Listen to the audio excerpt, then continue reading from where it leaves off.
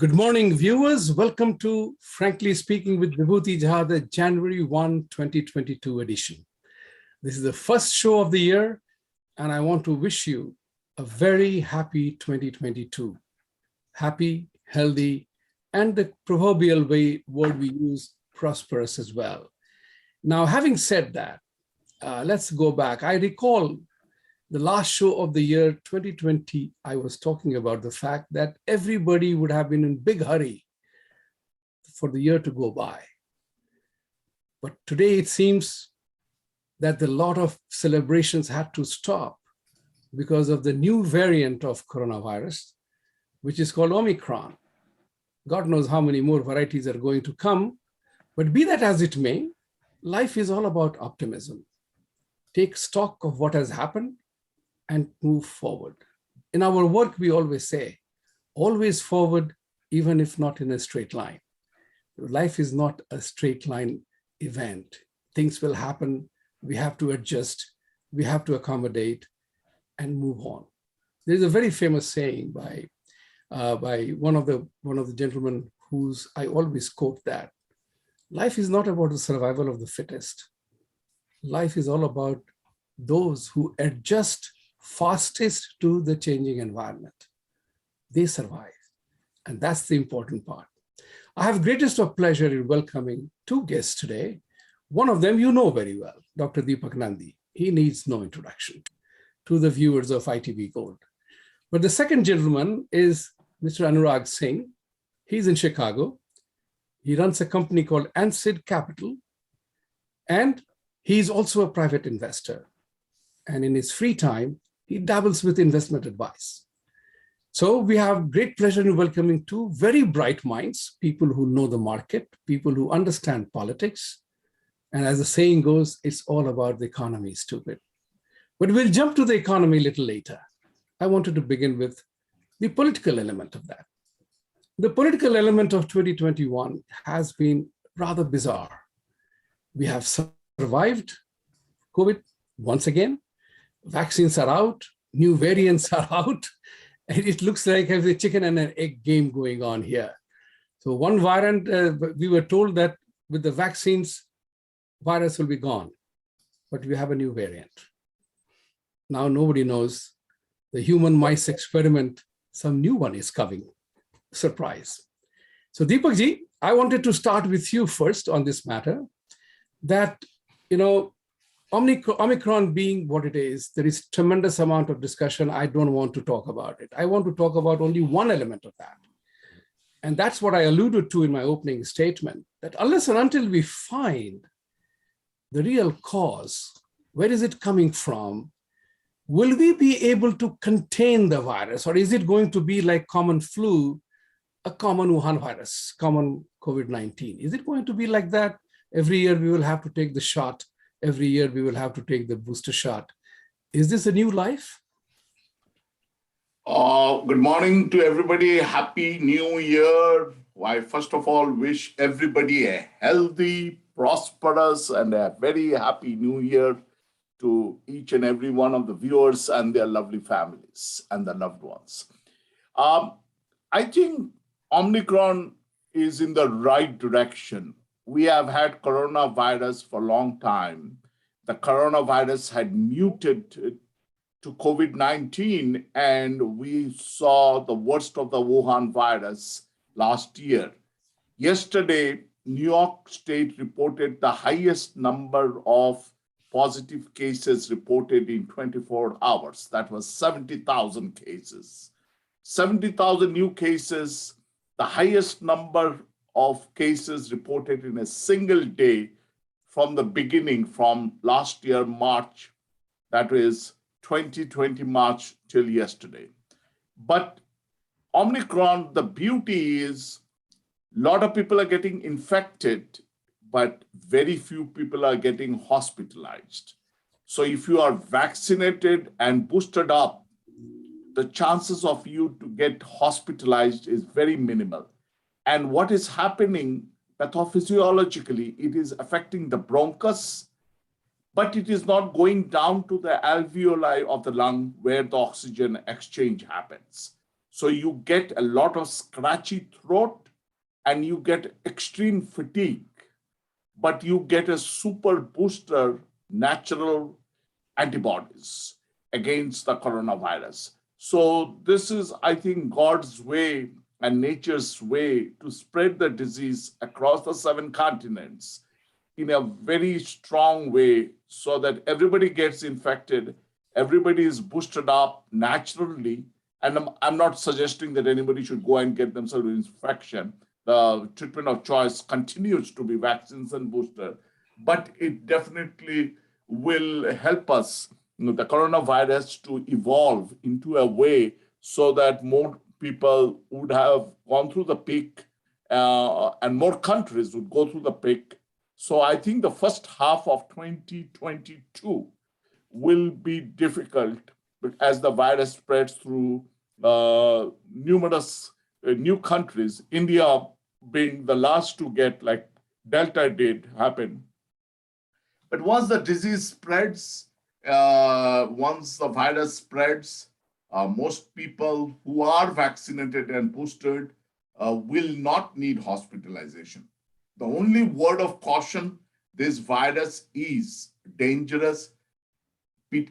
Unlike the previous virus, Delta, is the high incidence of hospitalization among children between 5 to 12, while the Wuhan virus and the Delta virus had minimal effect on children and very minimal children were hospitalized. We are seeing a huge new height of hospitalization among children who got this new virus.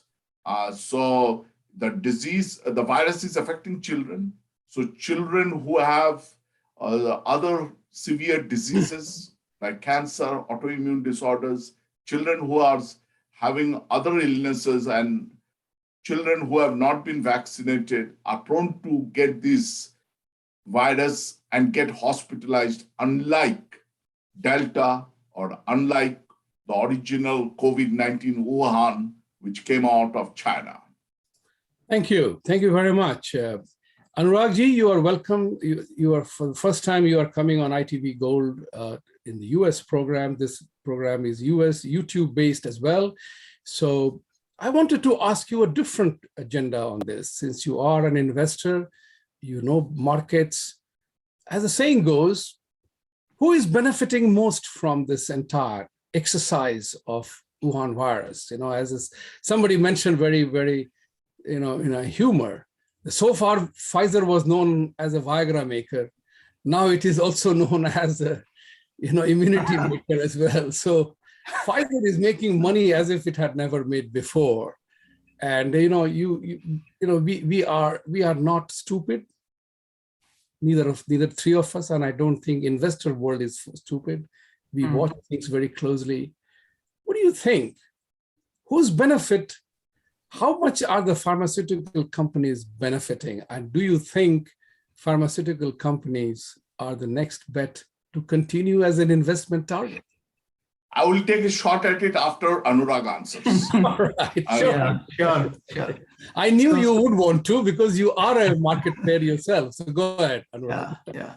So first of all, sir, thank you so much for having me on the program, and I think it's a pleasure and honor.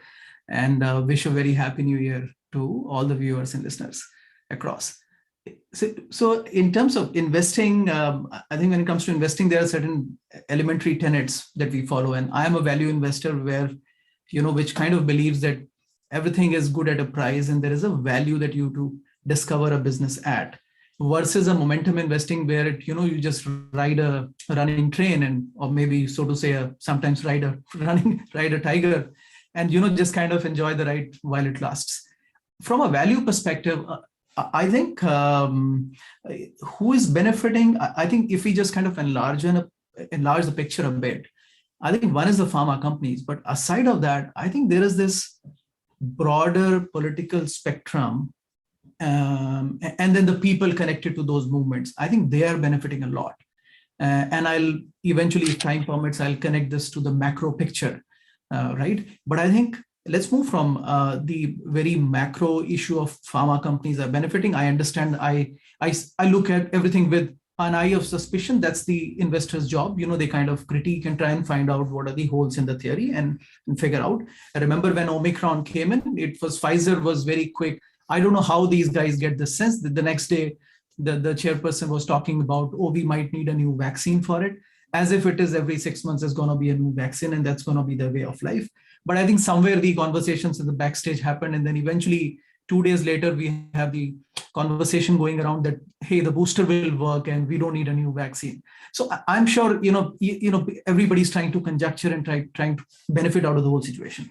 But I think just moving outside of this, I think this big wave of socialism has come in, and it has crept into the governments across, wherein every government has tried to find a new role, expanded role for itself, where this conversation has come back to the table that should the government stay away from businesses, or should it have larger control over businesses? Should government be controlling the prices? Should government be giving direct benefit transfers?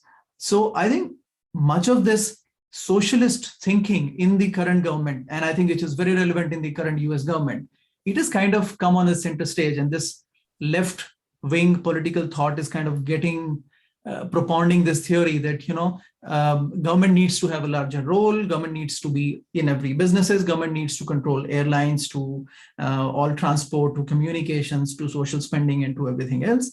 And then connected to this is the huge chunk of workforce, especially in US, which is expecting a constant flow of money and benefits from the government, without really realizing that everything comes at a cost, and socialism has a heavy cost to pay.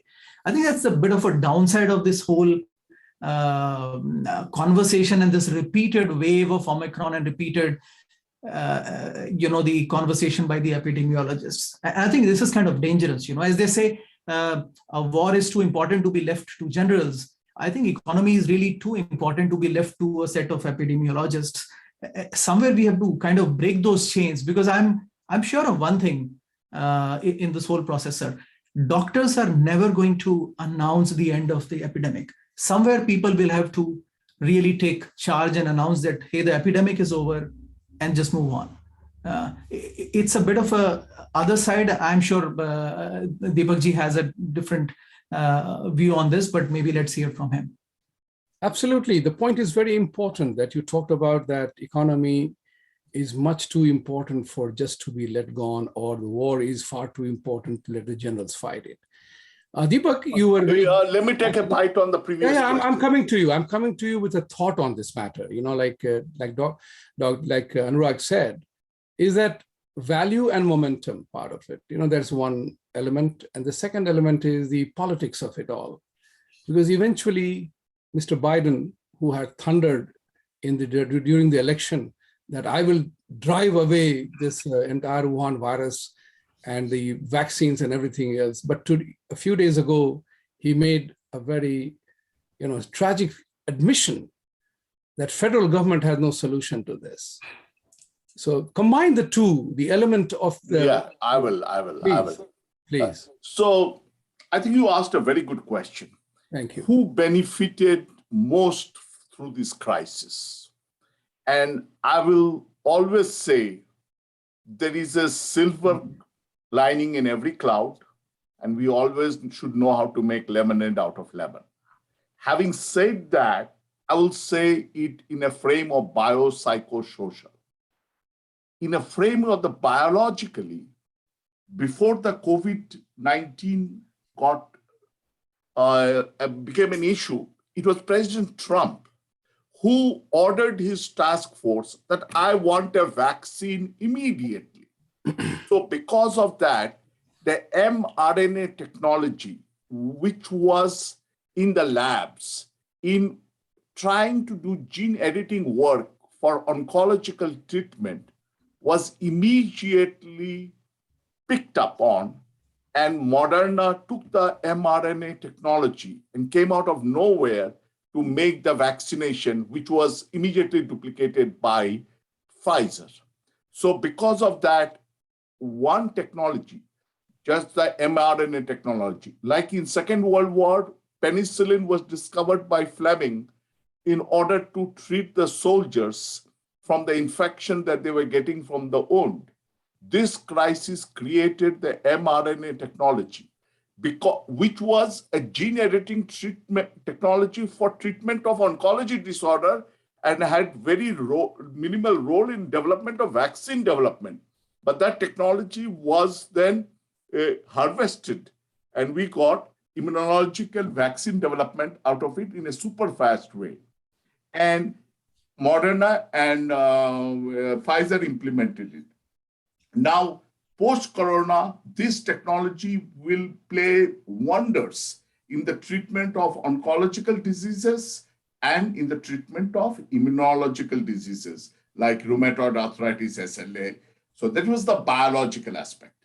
The psychological aspect that one needs to think about, that everybody in the media started talking more about empathy, more about how the EQ is a very important factor, and how an employer treats his employees, how an employer puts himself and be more concerned about the employees, making sure that they're able to take care of their home and their family while providing the best services. So there was a very big psychological dimension communication throughout the globe. And people started becoming more aware of anxiety disorder, become more aware of depression, all-time high treatment for anxiety, depression, acute shortage of mental health workers throughout the globe. That is happened psychologically. Socially, what Mr. Anurag talked about is basically people became more aware. Things like BLM, the Black Lives Matter movement arose. We had more inclusion in terms of thinking about how the life of everybody is at the end of the day equally important. And we found that each and every one knows a loved one who has died from this disease or had suffered extremely because of this disease. And the last thing that I will say, that in spite of all this, medical school applications and nursing school applications recorded all-time high applicants in the year 2021. Following Corona, mothers were willing to send their children, their loved one, to medical school in spite of knowing that medical doctors kept dying from this disease. So we therefore see a new world based on this. So we benefited biologically, we benefited psychologically, and we benefited socially. And his biological benefit definitely went to President Trump. If he did not order his troops that go and get this vaccine done in a record 9 months, the disease came to be noticed in the month of March 2021. By December 15, I had already got my first vaccine. So within 9 months, he got an implementation of the vaccine. So this is my total summary of the benefit of this. No, you are totally right, because this is what we call the law of unintended consequences worked, because you do not know what happens where it happens.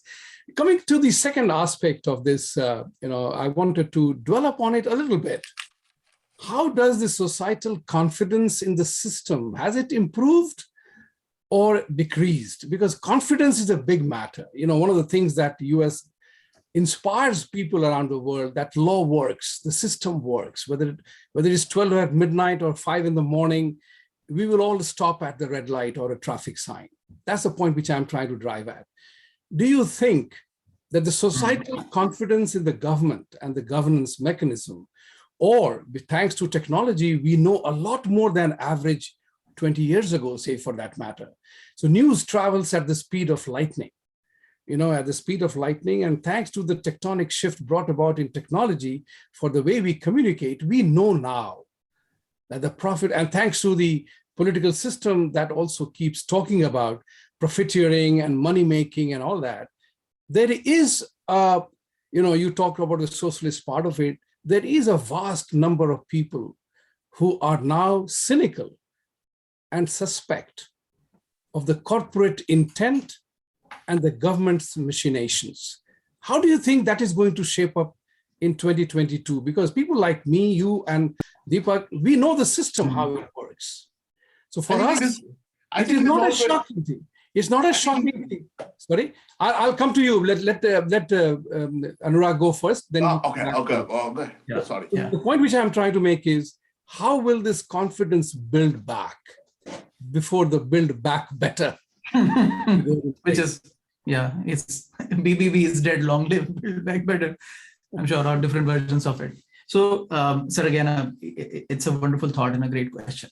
And again, I think I have a bit of a, my contrarian streak kind of rises up on all of these issues. And I kind of want to ask some of these very valid questions, right? For example, very elementary questions like, India, 220,000 people die every year by tuberculosis. And I look at the headlines, I see 157th case of Omicron discovered in Bombay. I think somewhere we are losing the balance of, what is the priority for a government, but because I think a control freak government loves to kind of impose controls and restrictions, and everybody in the administration and government servants who are kind of on a fixed salary, they're just loving it. Less work, constant pay, and kind of, and everybody else kind of stands in ruin. So I think that's a bit of a dark side to it. So societal confidence and corporate intent and government confidence in the government, I think those are very valid questions. I think depends on who you ask. And I think in a extremely divided nation like, here in US, the way it works, it all, came down to just one senator to really, bring sanity to the entire system. Look, I would, bring attention of the listeners to a couple of 2-3 broad pointers and look at the cost of it, right? There's a, since 2020, we are an economy on steroids, right? And we all know that steroids work for a while, but I think overdose of steroids, nobody can take, right? And it becomes then detrimental and eventually causes the demise. We are for the last 2 years running an economy on steroids, and somehow we have the government here, which is looking more and more reasons to put more steroids. Eventually, it's going to hurt, and I think we should thank whoever the powers that be that stopped the kind of further injection of money into the economy. Because look what it does. We are at a all-time low interest rates. We are close to zero. Effectively looking at a 6.5% inflation, we are at a negative interest rate territory, right? This has never happened. What it does is it kills all avenues of kind of fixed returns for retirees and for everyone else. Worst, it causes inflation in almost everything in the society. So today you talk of stock market, it's in a very highly valued territory. You go and try and buy real estate, it's super expensive. Go to a supermarket or a grocery and you find even that is inflated. Now tell me who gains out of this whole process, right?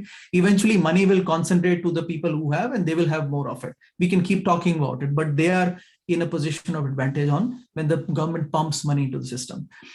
Inflation is here to stay. Government somehow is choosing to ignore it. And I'm not surprised they keep talking about full employment, whereas we're already pretty much at 4.2% unemployment rate. We're pretty much at full employment, right? But somehow the fascination seems to be like a moving goalpost. We have to get to 3.5, which was pre-pandemic. Never mind the workforce. A lot of people have quit or maybe are getting some benefits, don't want to join, and a lot of these dynamics. But inflation is here. It's going to hurt larger public at large. Look at the national debt. US had a $20 trillion debt at the start of 2020. Today, we are at $29 trillion. And we're talking of increasing the debt ceiling. Again, it has been raised up by a couple of $1 trillion more. The debt is the money that you borrow from future generations or your future income, right? Somebody has to pay this debt. And as the interest rates rise, this becomes more expensive. What it means is that eventually the future generations working in US will have to pay more taxes in some form. Somebody will have to pay for it, right? Nothing is free. So, we've already known some of these social spending programs, Social Security and Medicare. They were already in crisis because of the kind of the aging of the population. We already know that if nothing is done by 2033, Social Security will be out of funds. So what it means is the new generation will have to contribute more just to keep the system going. Net, the message is that socialism comes at a cost. And I think there is a limit to which we can stimulate the economy. And I think the nation is very heavily divided in terms of how much we should stimulate and the long and short term of the politics, right? Politics doesn't look more than 3-4 years, but I think eventually these things have a very high long-term cost. And look where we are at 0% interest rates, such high inflation. We can't afford another crisis. Now, what if another one hits us in next 3-4 years? You can't go from zero to negative, right? So that will break the back. And that's what I say, the excess of steroids is kind of very, very difficult to sustain in the long run. So in that sense, I'm saying we have to have this honest debate about life versus livelihoods. It's a right debate to have. And I think people just need to know that we need to build more cushion so that we can face onslaught of future problems when and if they come in. And they will at some point, right? Thank you, Anurag. I wanted to piggyback on this particular thought, Dipak. And this refers to Anurag's point about debt, and that's what a concern I have also, is if you and I had a debt structure that US government has, no credit company will touch us, right? But United States prints the note and just sings along merrily. There's one thing which is very much in the US favor, and I have been saying this for a very long time, that just to juxtapose the comparison between India and the US is 3 times larger than India, has 1/4 the population, has reasonably great infrastructure in place. It's a very resource-rich country. It's not a one-product company or vagaries of things. It is a guaranteed resources it has. US was during Trump era the energy surplus country, energy self-sufficient country. It was not importing oil anywhere. Yeah. So this country has some very strong intrinsic strength. But do you think we are taking those strengths for granted? Is US economy tripping itself? That's my thought to you. Okay, I'm an eternal optimist. I'm always. Yes, so am I. We are both. We get along well because we are both optimists. So. Yeah, and I always love to find diamonds in the coal mine. So, having said that, I will say the following things: there is no nation in the world like the United States of America. The best thing the United States of America has is the structure, the rule of law. The law, the judicial system that everybody can trust on. Number 2, the United States has incubator cells where even if God produces one cerebral human being in Somalia, that person is imported to the United States. Any and every person throughout the world, throughout the 300 nations, that God creates the best of the merit, automatically craves to end up in the United States because it provides an incubator where the incubator will be able to produce the Microsoft, the Google, the Yahoos, the Intel of the world that no other nation has been able to create. You name any other economy, they do not have such incubators. They do not, they aspire. Because of that, you have to remember in 2008 what happened. You had Lehman and you had Goldman Sachs. Goldman Sachs also needed debt. He got $5 billion from Buffett, and the company survived. And the company is doing supremely well. Lehman also was leveraged, but was very overtly leveraged and did not have the cerebral capacity, so it went kaput. But Goldman's flourished, and Rajat Gupta went to jail because he gave that information to Rajaratnam. Hey, we are getting $5 billion tomorrow morning. So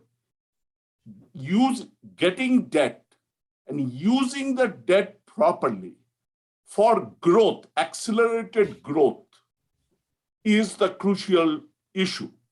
What I see currently, that we are talking about it, we are debating about it, and the nation is equally divided about it, that we need one vote to pass the Build Back Better bill in the Senate, is all very good. It just shows that when we do a postmortem of the chaos, we are becoming more and more cognizant that the middle path is the ultimate path, which was just described by Lord Buddha 3,000 years back. And it is this middle path that exists in the United States makes it the most cherished nation in the earth.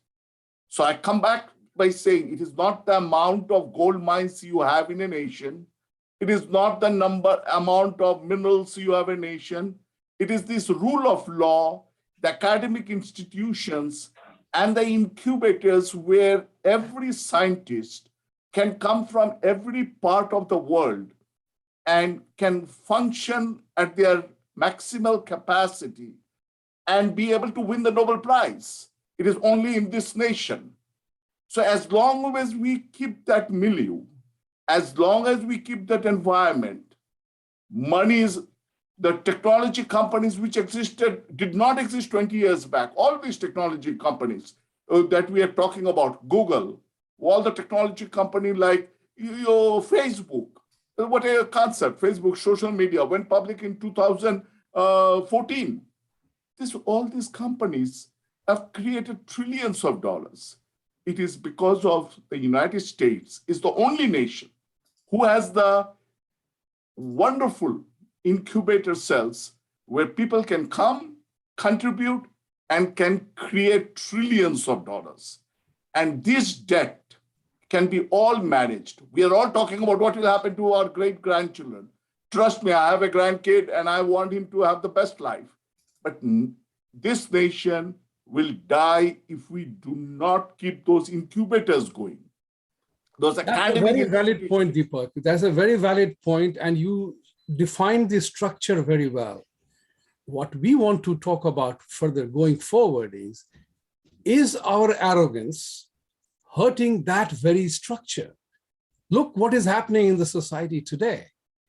We are overstretched. You said that yourself, that so long as we are able to keep the structure in place, we will be fine. But that's the question. Is the structure being shaken due to foolhardiness or overcockiness? So, you talk about law. Today we are seeing on the southern borders, laws being broken. Laws that you and I are subject to, not applied there, right? This is what I'm talking about, is America falling into its own trap of excesses that it has chosen to opt for? So Anurag, you have a shot at this, because I believe that, yes, you are right, Dipak, 100%, that's what makes us successful here. But is that very structure threatened in the current dispensation, the way the American politicians are thinking of dismantling, whether it's you, me, or anything else? You have the young brigade of the Somalian mind of Ilhan Omar, who wants to change America fundamentally from the political angle. You have AOC, who wants to bring about the Russian socialism here. And they are not even saying sorry for that. They are going unabashedly. The point is, Anurag, how will the United States system cope up with this stretch? Yeah. So I think the thought that comes to my mind is that a democracy, look, we talk about it, that it's a great concept, but it's the worst form of government, but it's the best we have.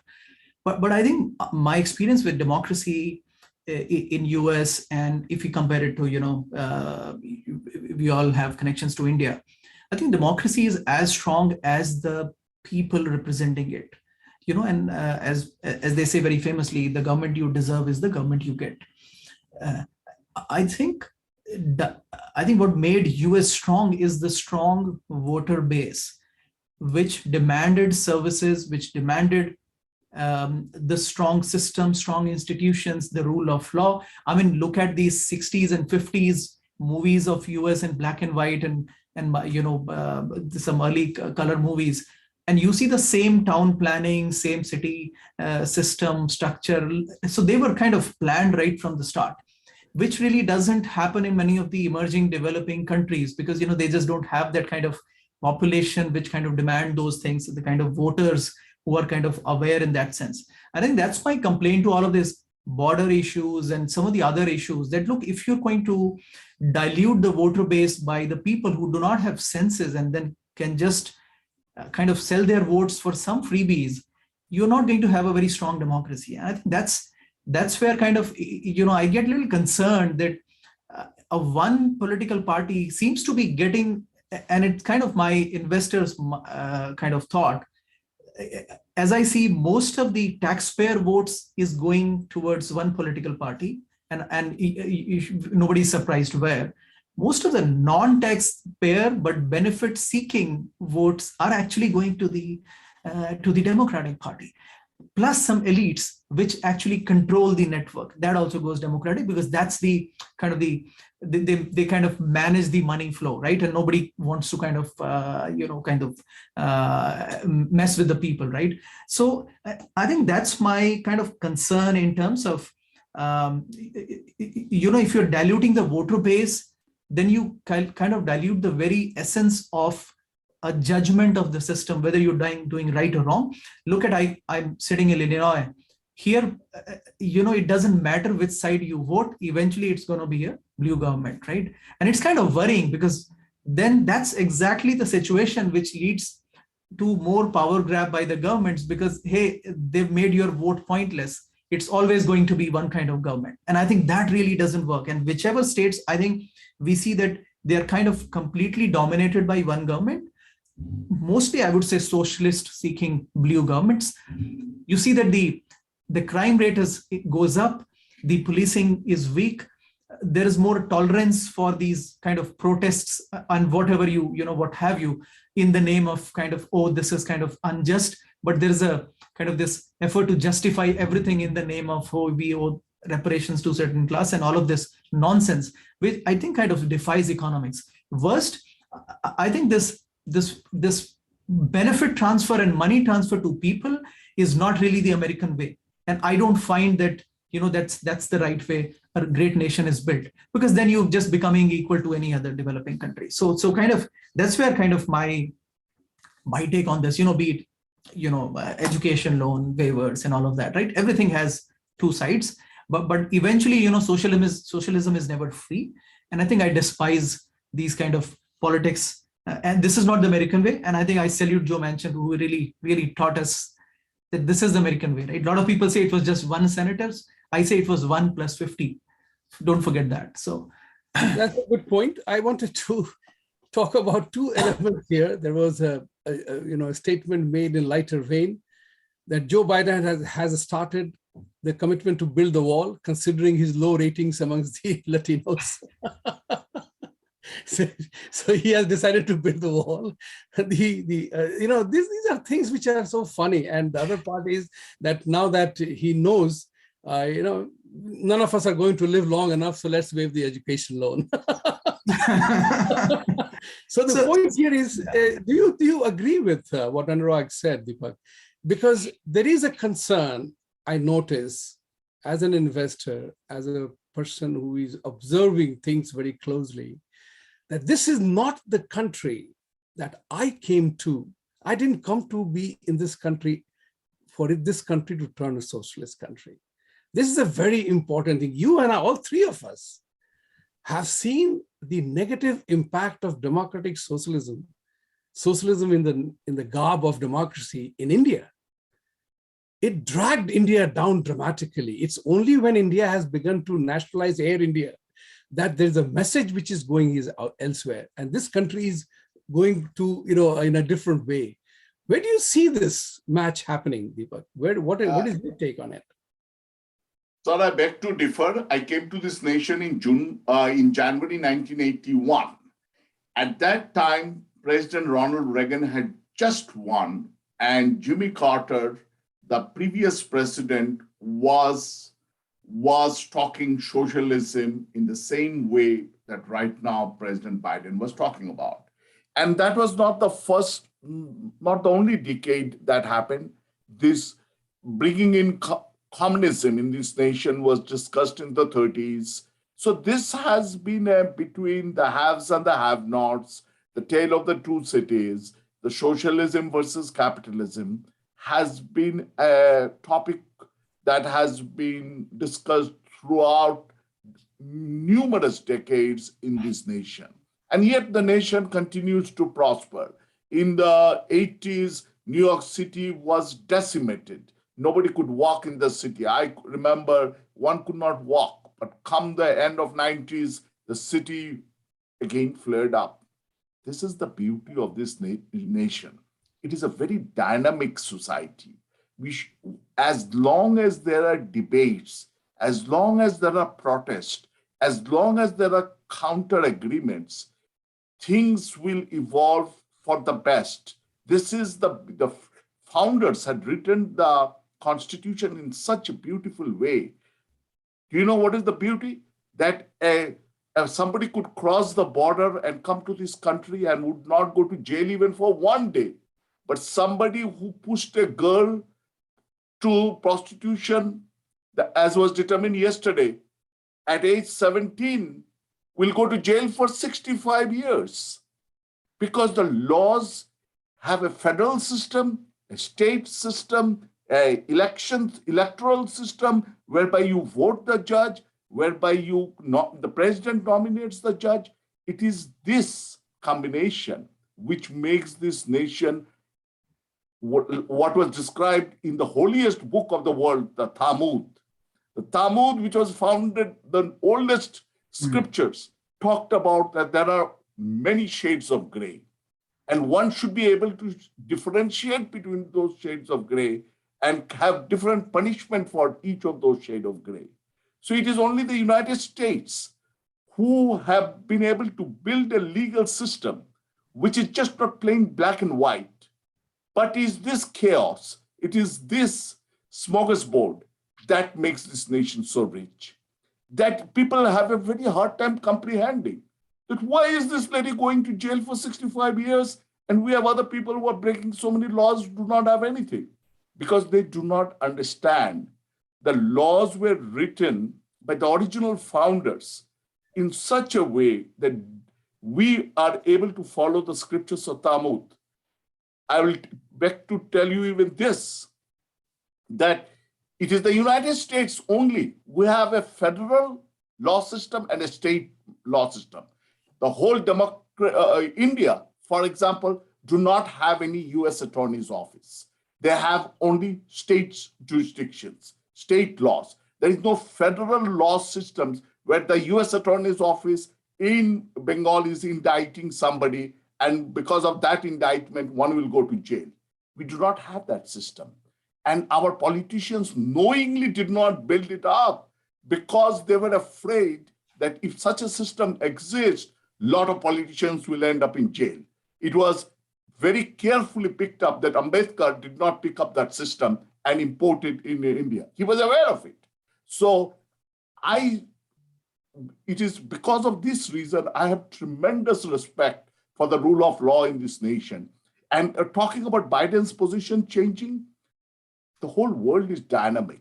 We all live in a dynamic world. Everything moves different. Our thoughts move daily. Our actions, execution plans evolves.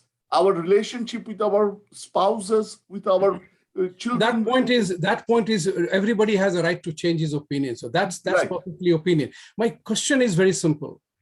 All three of us, we love the system, that it works. Our concern is that structure being dismantled? So for example, dismantle. For example, for one, I admire the justice system that exists in democracies, rule of law that exists. I'm concerned that in the US system, the jury system works like Indira Gandhi used to say about committed judiciary. Here also today you see that Democratic Party wants to change the Supreme Court structure through the voting rights system. Now, that's what is the matter of concern. The concern is not the existing system. We are talking about going forward. Existing system is fine. I mean, today the Democratic Party were going nuts over Trump getting the chance to appoint 3 judges, right? You know it, and I know it. We have talked about it. Trump, and then the Democratic Party went nuts about it, that we have to expand. Otherwise, today the Supreme Court is 6-3 Republican, and Roe versus Wade will go, this will go. So the justice system, US also, is remarkably party based on party lines, because Trump appointed, Biden appointed, they are filling the judges' seats in every nook and corner of this country based on their party affiliation. So is that a mockery of the system, or is it protecting the system? This is a thought that comes to my mind. And judges are appointed for lifetime. It's not that they are appointed for a term basis. That brings me to the another question, and said, Anurag here. Should there be a term limit on the senators and congressmen? Term limit, I would not say term limit. I would say age limit. Currently, if you look at the leadership of America, whether it's Mitch McConnell, Nancy Pelosi, Chuck Schumer, Joe Biden, they are all looking like Adimanavs, to use the word. They are really old. Listen, I totally recognize that today's 70 is yesterday's 50. That said, but there is a certain impairment that happens. Where is the youth right now? Where is the younger generation of leadership? And that is my major concern, is that I'm seeing that octogenarian leadership, which is so embedded in its 50, 60 years of running the country, that they are unable to think new. Your thought on this? Yeah. So first of all, my apologies. I just noticed it's coming as, and that's because the Google is logged in with that account. So I should change it to my name. It doesn't, but thanks for noticing that. Okay. So, sir, I completely share, I hear Dr. Dipak and his views in terms of, I think I had a small pointer there, which again goes back to the quality and intellect of the voter base you have. I think try and compare the voter base of 1980 to a voter base of 2020, and then you'll kind of get the drift that I'm kind of pointing to.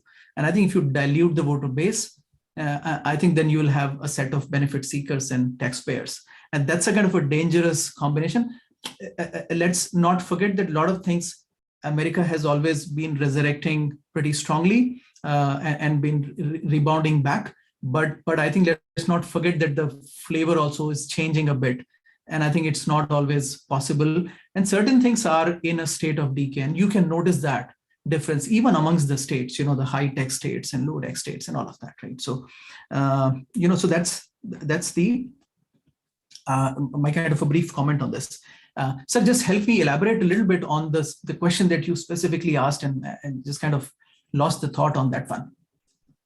Which is the question? What is the thought that you are talking about? The last question that you just asked me. What I was trying to tell you is that the structure is not the challenge. Is the way the structure is being used is the bigger challenge. Oh, and the senators. We are talking about a scenario that 78, 79, 80-year-old politicians, they are so deep-rooted in their old practices. If you are a congressman for 40 years, if you're a senator for 50 years, I mean, it's very difficult for you to be able to think anew, because you are still rooted back into your old systems. So should there be an age limit for politicians, and the younger guys could come up so that the structure, even if it needs to be modified, it is modified better, rather than falling back into the old ways? So sir, partly I agree, but at the same time, I also am a firm believer in this thought that wisdom comes with age. And we should not, Reagan famously in a debate said that I don't want to exploit my opponent's inexperience and youth for my advantage, right? And that kind of, pulled the people towards him. Reagan was 72, 73, I think, when he took up. We should not just start discarding the old wisdom. No. Let me just step in here right away. Sure. I'm not talking about wiping out the old part of it. No. Just as At 33 years of age, a tennis player becomes a senior citizen in the game. He no longer wins the same matches. At 36 years of age, Cristiano Ronaldo and Lionel Messi, they are no longer the same facile players. They will have to step back. I'm talking about that element that, with age comes experience, with age also comes senility, right? So there are all things involved in it. So there is a point, there is a cutoff point for any decision making. My wisdom may not allow me to make a decision now because I'm suffering from some kind of a bias or self-doubt that doesn't allow me to take that in the same way. That's the point. But I would say this is a bit, so at the same time, I'm not a big fan of what happened in Indonesia, that a 93-year-old becomes a president again, right. Or prime minister. I think that's a bit too much. But I think that it becomes a matter of, democracies are always about who inspires confidence. And I understand, if a Modi inspiring confidence now, if he's inspiring the same confidence 10 years later, so why not, right? So it's kind of tough to debate, though. I think what matters again is what they are and how they are delivering. And I think people watch it. So if there are more youth voting today, I think a balanced mind would kind of be more focused of what the youth are looking. I know some of them are out of sync. I really don't know how this could be achieved by bringing in rules around the whole thing, because that kind of, solving everything through certain norms and rules like, 70 is the cutoff and all of this. I think it's just kind of. My reference to the point is very simple. Yeah. At various positions in road transportation or the freeway, you have a sign of 55 miles or 65 miles, 80 miles or 35 miles, depending on the road condition and the environment, that you have a speed limit posted. I mean, Deepak, coming to you on this matter. Not here, not in this, because I'm like, Buffett is in 90s, right? And he just touched 90 and he's kind of the wisest. He doesn't make public policies. I understand that. But I think I get that he still is able to exercise his wisdom. I mean, tomorrow, if his bad decisions is established that is because of his age and the entire stock price tumbles, you won't have the US government to blame. You will have yourself to blame that I was stupid, right? That is not the point. The government is different. Now the time is coming to a close. So I want to run by a couple of simple thoughts. Deepak, what do you look forward to in 2022 in 1 minute short? What do you look forward to in 2022? I look forward in 2022, the virus Omicron will make sure we have natural immunity throughout the globe, one, and the disease will come to an end by December of 2022. The economy will continue to prosper. The markets will keep going up because all the interest rate hikes have been already accounted for and has been already accounted. So all these things are good. Happy New Year, and thank you very much, guys. Thank you very much. Raghuramji, Anurag, what I was going to say, that's a good compliment, though. Thank you. Was very simple, is that looking forward in 2022, where do you see things going forward? So, sir, I'm looking at a very strong US economy recovering, because I think that balance in Senate has been achieved.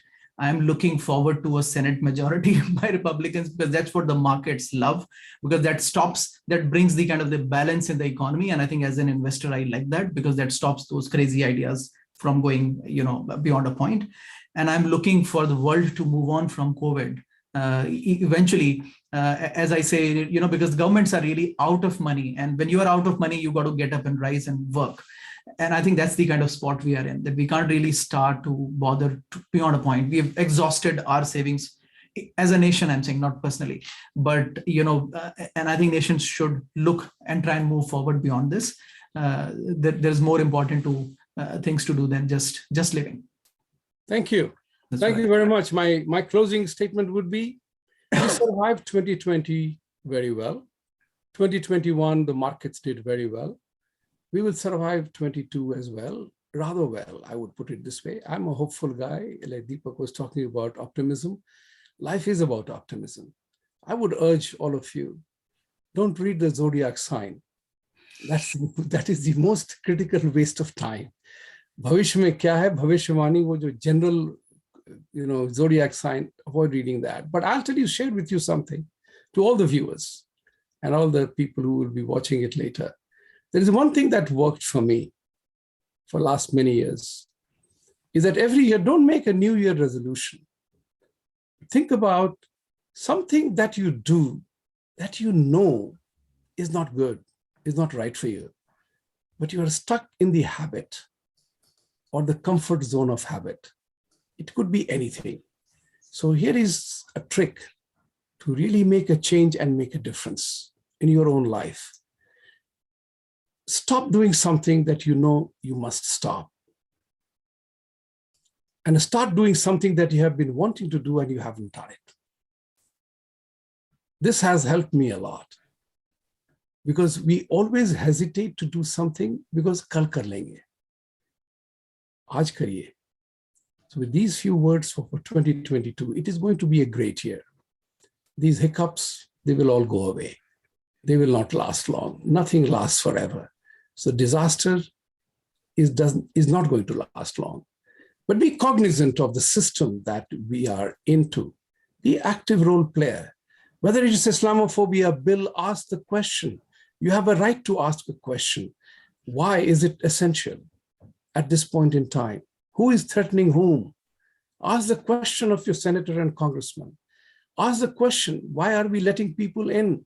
Why don't I have a job? Why must Social Security go away in 2033?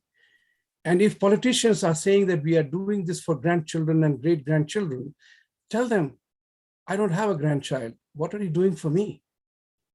We have to have a dialogue which is vibrant, relevant.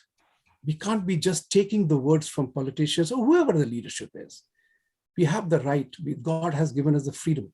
We have the system has given the freedom, and we must exercise the freedom to ask a question. If anybody kills that ability, then you know the process is in danger. So with these words, Happy New Year once again.